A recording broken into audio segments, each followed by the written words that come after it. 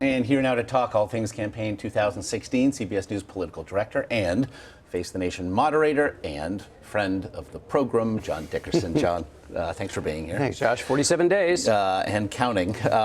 So in light, then, of not just the unrest we saw in Charlotte, but as we just heard in Major's piece with regard to Donald Trump doing what Donald Trump seems to do, which is exist in various places with regard to the same issue, he seemed staunchly to advocate for stop and frisk, a highly controversial measure here in New York City, in fact, by any statistical measure.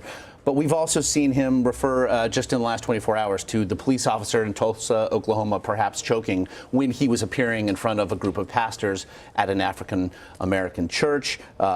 That followed his statement in North Carolina, a former slave state, that African-American communities are the worst they've ever been. If nothing else, it seems to speak to a candidate who doesn't seem to do overt appeal very well. Or when he does overt appeal, he does it clumsily.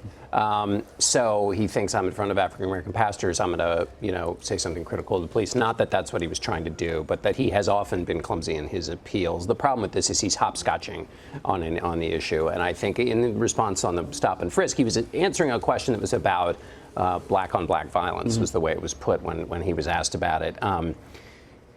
At the end of the day, what we're thinking about now is, because it's political season, is turnout of the coalitions. And a part of the Democratic coalition is African Americans. And African Americans are not going to understand why somebody's advocating stop and frisk in response to the death of 2 African American males at the hands of police. Now, Donald Trump wasn't answering a question about police violence. He was answering a question about violence within the African American community, but that will get lost because he's been on various different answers in the last day or so.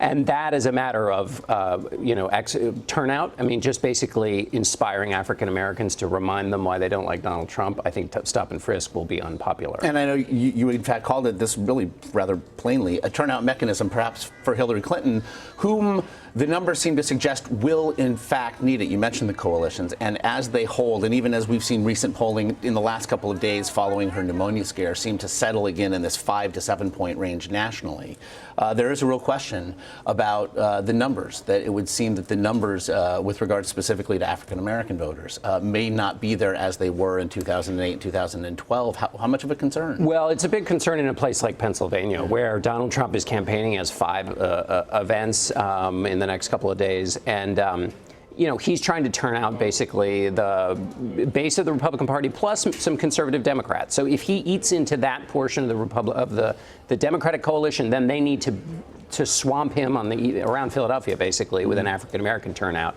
So she needs it to be very strong in those neighborhoods. She doesn't need the African-American turnout to be great everywhere in the country, just in the crucial states. And Pennsylvania is one of them. So they're, focusing very intently on the African-American community in important states like North Carolina, Virginia, and Pennsylvania. And doing it just 4 days out from the first presidential debate.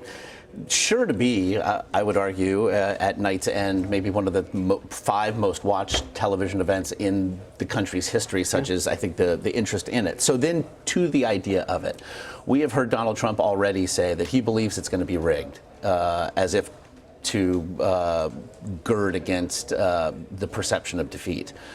But in the last really couple of days especially, we've now heard the Clinton campaign come out and say that they think she's going to be held to too high a standard. With regard to her then, I wonder if perhaps it's these responses before it actually happens are a snapshot of this entire campaign season, which is to say, I think with her, that maybe this debate, that people are interested in Donald Trump don't want to hear policy, that this debate is really going to be about show. Thing is, always is.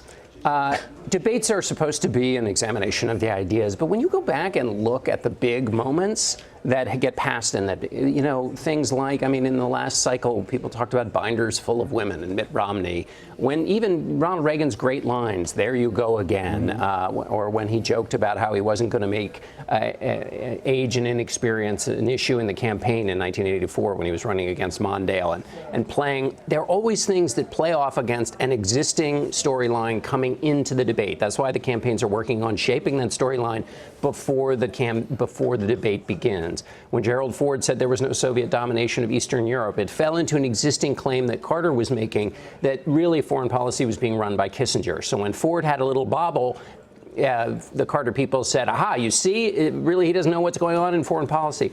So the Clinton campaign is saying she's preparing for 2 Trumps and she's preparing to fact check him. Well, why is she doing that? They're trying to remind everybody that he has had issues with the truth. They're trying to remind everybody that sometimes Donald Trump, who can perform well in one setting, say his visit with the Mexican president, is different than the Donald Trump who has had all these other incendiary things he's said, in the hopes that whatever happens in the debate itself, that people will kind of remember that larger storyline, or if something small happens in the debate, that it fits into the negative storyline that they've pre-prepared. So that's, and a lot of this stuff is show. The things that live on tend to be the quips, the self-deprecating remarks, the little stumbles, not their beautiful articulation of their policy for entitlement. So then if we've baked into the cake the idea that Donald Trump can frankly non-policy his way through 90 minutes,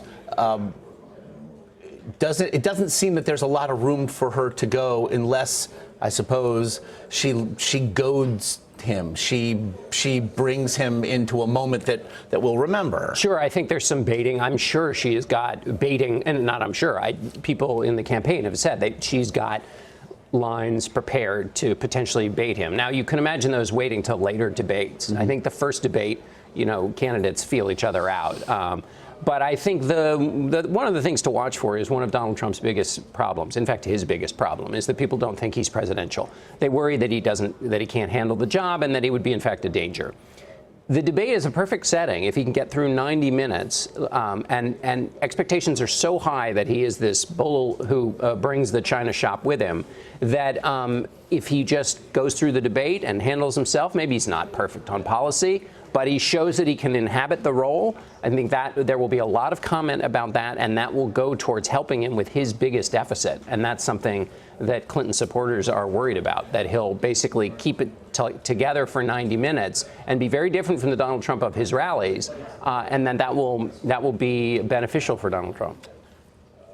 You figure at least 100 million people are watching, and at least, I think. I'm going to guess it's north of that. Yeah. It should be quite something. John Dickerson, as always, we appreciate the insight. Thanks, Josh.